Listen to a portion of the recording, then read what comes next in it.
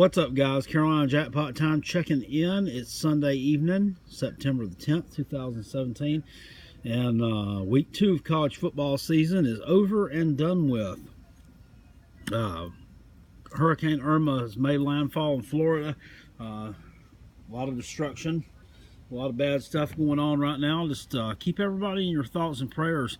There's a lot of people going to be displaced from their homes. A lot of people out there who, I know that football is the last thing on their minds right now, and I can certainly understand that. We're braced for some nasty weather heading here either tomorrow afternoon, tomorrow evening, and sometimes some wind, a lot of rain still coming from that. That's just amazing that a hurricane, can hit, and us, being where I'm at, we're over 200 miles from the ocean, down the Charleston way, and this where it's hitting in the ocean, where it's going to hit landfall. I mean, that's 3 states away from here, and a ton of miles, and still that storm with that kind of force is just unreal. Hopefully this is the last one of this year, I hope. But man, they said it's going to be a bad hurricane season. They've been predicting it for a long time, and it certainly is. But I want to go over my week 2 predictions and see how we did, or how I did rather. Ended up the weekend 12-8. Not terrible, but not great. There were a few games that some of the big games I kind of screwed up on, but let's go over them real quick and see how we did. Ohio was a 4-point underdog at Purdue. I predicted Purdue to cover the spread there. They did exactly that. They got a big win. Jeff Brom is a good football coach. Purdue is going to win a lot more games this year than people thought that they were.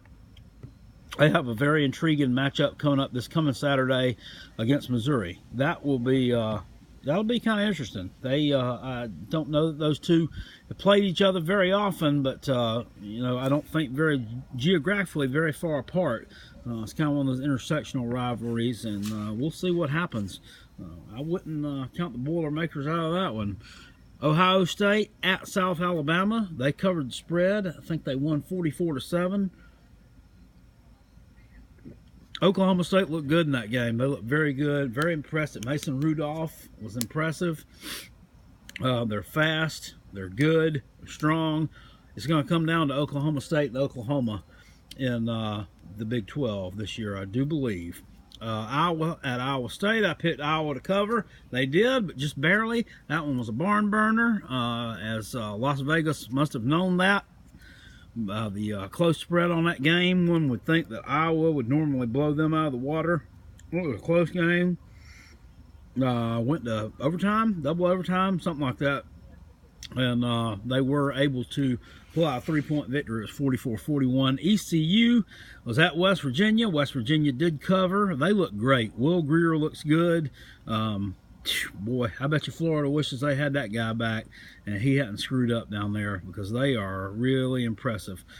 Louisville at UNC. Louisville covered the spread after kind of wasn't a great start to that game. They won by 12.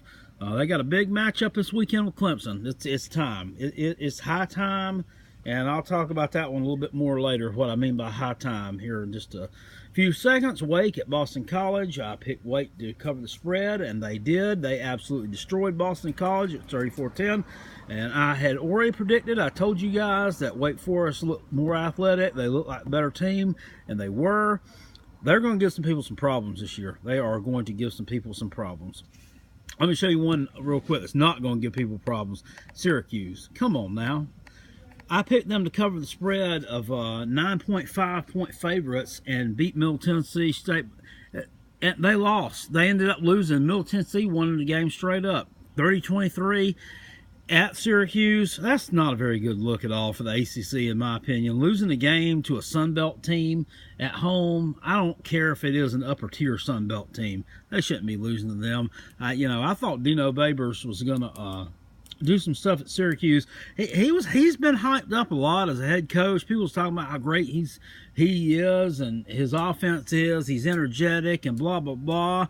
But the thing of it is, he ain't been a head coach since 2012.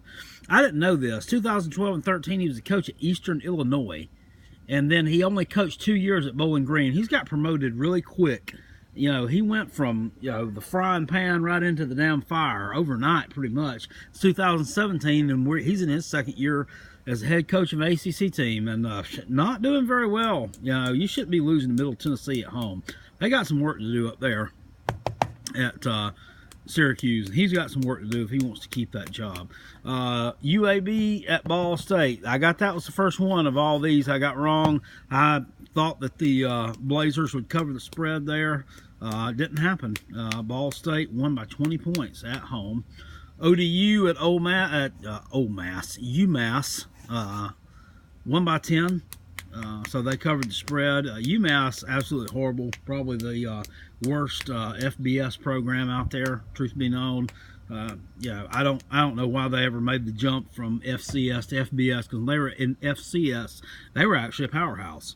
And they moved to FBS and they're a laughing stock. I really don't understand why teams do that. There are a lot of teams. I agree with me or agree with me not. There are a lot of teams right now in FBS that should be in FCS still that were once there. Just not. I mean, like Georgia State being another one. I mean, yeah, they made a bowl the other year, but I mean, who the hell they beat to get there? You know, I mean, it's just some of these teams they've just bit off more than they can chew. Fresno at Alabama. Picked Fresno to cover the spread there, and they did. They did lose the game. I knew it would be a blowout, but they did not lose by as much as I thought they would. So that was a good pick there. Indiana at Virginia was probably my worst pick of the week. I predicted the Cavaliers to cover that spread. Indiana actually blew them out. I thought that Virginia. Did I spell that? Yeah, I did. I spelled that right. I'm sorry. That just caught my eye right there for a second. It looked kind of weird. Yeah, I spelled it right. Anyway, I thought Bronco Mendenhall that the Cavaliers would start to make some headway in the ACC. Maybe become like a middle-tier team in the ACC coast. Virginia's been good in the past. I mean, they have been good. In the past, under George Welsh, and then oh my God, Al Groh was there for a while. I mean, they did good things. If you remember, back in 1995, Virginia was the first team to beat Florida State after they got into the ACC. They were there for almost 4 years before they lost the game. Virginia was the first ones to beat them. The Barber brothers, I mean, they used to have it going on at UVA. They put some prospects in the NFL, but here lately they've just been absolutely awful. I was hoping Mendenhall would put them back on the map, but perhaps not. Eastern Michigan at Rutgers. Eastern Michigan won the game. I don't know what to say there. Rutgers, that's disappointing. They had a good showing in the first game against Washington. So either Washington just had a really slow start and they're really not as good as we thought, or Rutgers just played over their heads in the opener. I don't really know what happened there. South Carolina and Missouri. That's the one I want to talk about. I picked Missouri to cover the spread and win that game, and it didn't happen. My Gamecocks proved everybody wrong, and I had one of my subs on here told me that, the South Carolina pick that you gave me last week worked, so I'm going to keep going with you. I feel bad if he went with me, because we did win that game. And I thought in the back of my mind that we could win the game, but just knowing recent history that we have always shit the bed after a big win, stuck in my craw, and that's why I didn't. But the Gamecocks proved me wrong last night, and I'm damn glad that they did. Thank you, Coach Muschamp, and thank you, Deebo Samuel. If y'all haven't watched that game, go check it out on YouTube or check it out somewhere, that game from last night. That kid, Deebo Samuel, from Inman, South Carolina, my mama's hometown, he is special. That kid has got a set of wheels on him. Probably one of, if not the best athletes playing football in the Southeastern Conference this year. Deebo Samuel. Go check out what is it they call him? The Uno Captain, #1.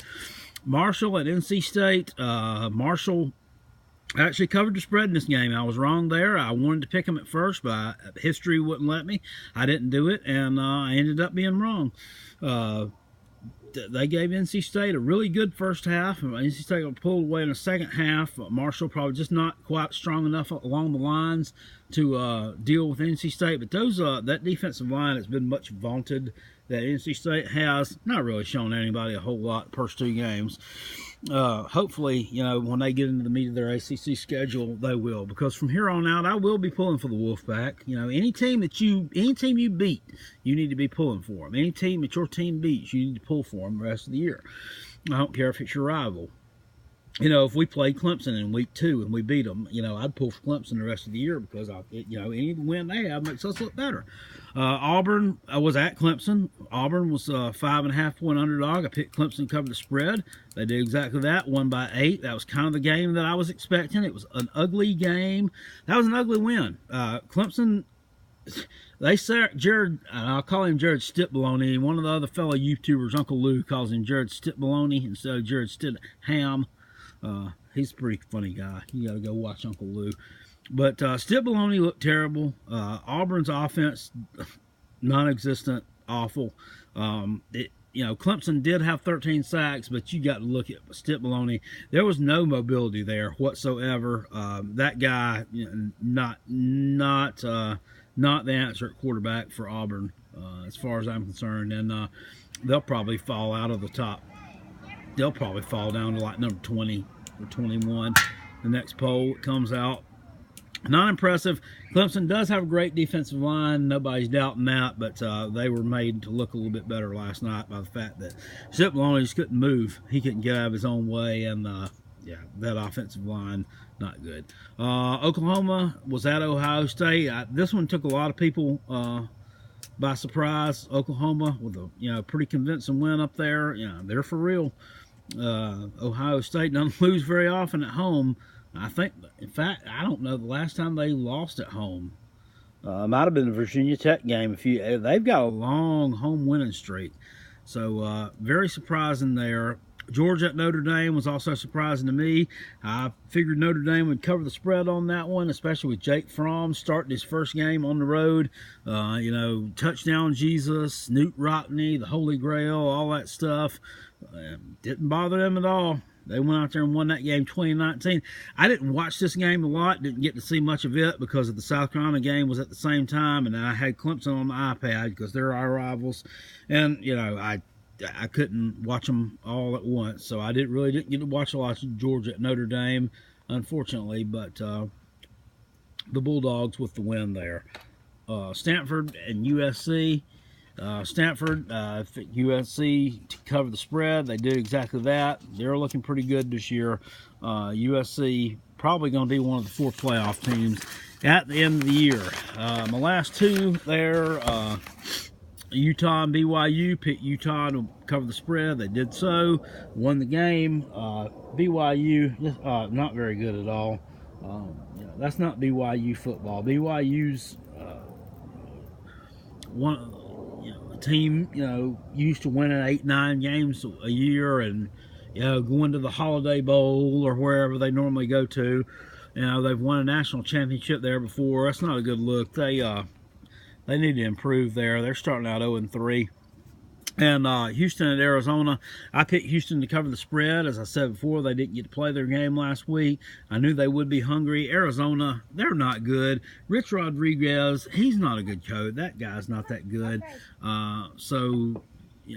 This was not a surprise to me or anyone. Houston, they've lost some of the athletes down there from the Tom Herman era. They lost Tom Herman himself, but they're still potent. Houston, the Cougars, winning that game on the road against a Pac-12 opponent, looking very good, and could be a contender, dark horse contender for the championship in the AAC. This one I want to talk about. This is going to be the big game next week, or one of the big games. Auburn at Louisville is playing at home against Clemson. Don't know what the line's going to be on that one yet. I expect Clemson to be a slight favorite, but hopefully Louisville will pull that one out. We get the great shut-uppening. I'm tired of Clemson. It's time for somebody to really come rail on them. Tennessee, Florida, going to be an interesting matchup. Florida didn't play this week. Tennessee 2-0. All right, guys, I will see y'all later.